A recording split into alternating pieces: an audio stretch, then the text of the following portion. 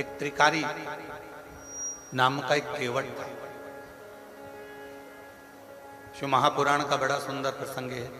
केवट का नाम था त्रिकारी।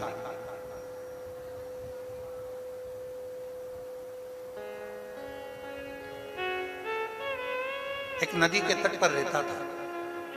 छोटा सा झोपड़ा उसने नदी के तट पर बना दिया और वहीं पर उसका विश्राम।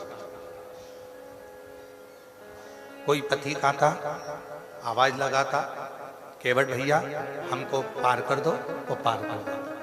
पर उसका एक नियम बड़ा प्रबल था। एक नियम उसका इतना प्रबल था और वो नियम था उसका, सबसे पहले किसी पथिक को छोड़ने से पहले सबसे पहला शुरुआत अगर कहीं से करता था तो नदी के तट पर जितनी भी निर्माल्य कोई डाल कर जाता था, नदी के तट पर जितना भी निर्माल्य कोई पटक कर जाता था, नदी के तट पर जितना भी निर्माल्य कोई छोड़ कर जाता था, उस निर्माल्य को एकत्रित करता था। उस निर्माल्य को एकत्रित कर कर उस निर्माल्य को ले जाकर बीच धार में ले जाकर छोड़कर विसर्जन कर देता था। 4 किलोमीटर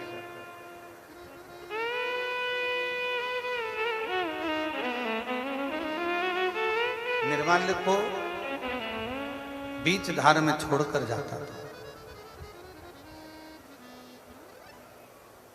पूरे तट का निर्माल्य एकत्रित करता और एकत्रित करने के बाद उसको बीच धार में पानी भरकर जहां पानी बहता उसी में उसको छोड़ देता।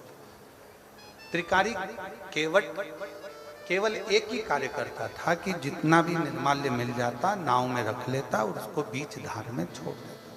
बीच और शिव पुराण क्या कहती है, कोई भी कर्म बेकार नहीं होता, उसका फल जरूर मिलता।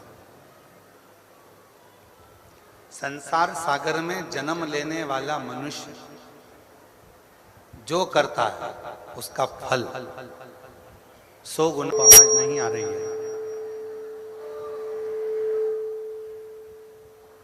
त्रिकारी का जो नियम था उस नियम से भगवान शिव बड़े प्रसन्न हुए, भगवान शंकर बड़े प्रसन्न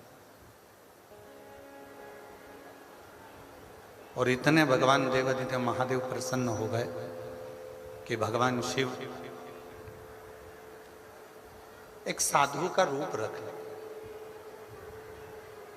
और भगवान शंकर साधु का रूप रखकर आज त्रिकारी की परीक्षा लेने के लिए चलते। और याद रखना 33 कोटि देवता में यदि परीक्षा लेने का हक किसी का है तो वो देवाधिदेव महादेव का, शिव का। और रिजल्ट देने का भी अगर हक किसी का है तो वो देवाधिदेव महादेव का।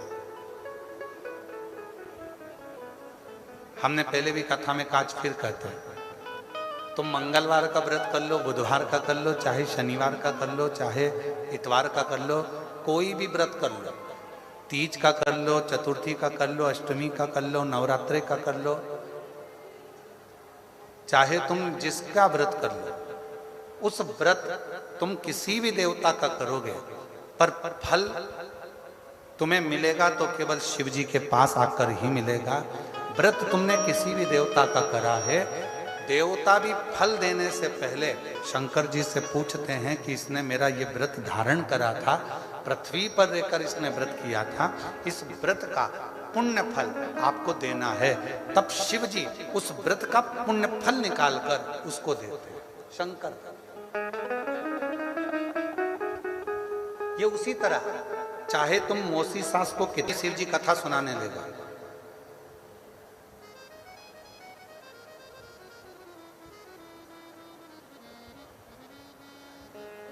सीधे कथा सुनाने।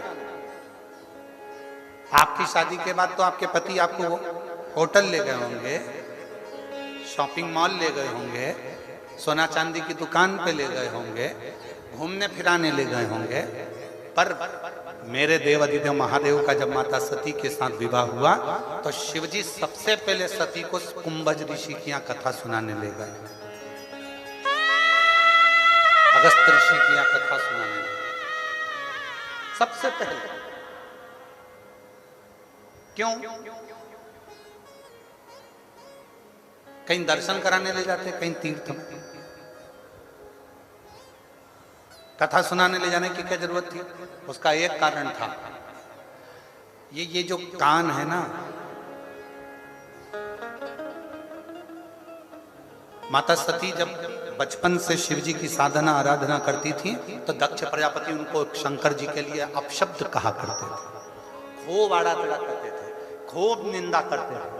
दक्ष प्रजापति भी निंदा करते थे, माता सती की बहनें भी निंदा करती थी शिव जी की। वो निंदा जो सती माता के कानों में भरा चुकी थी, उस निंदा के रस को शंकर भगवान सबसे पहले बाहर निकालना चाहते थे, इसलिए कथा सुनाने के लिए ले गए कि ये रस निंदा का बाहर निकल जाए। जब निंदा बाहर निकल जाएगी तो तू मेरी हो जाएगी, फिर संसार सागर तुझे ठीक नहीं दिखेगा, केवल शिव ही, केवल शंकर ही नजर आए।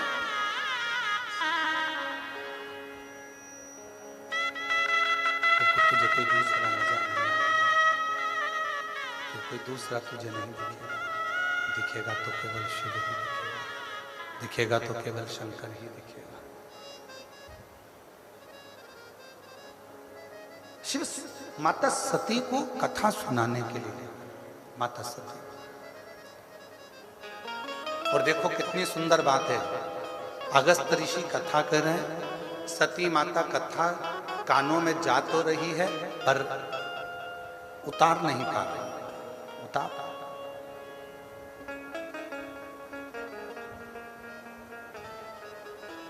हम तो आपको धन्यवाद देते हैं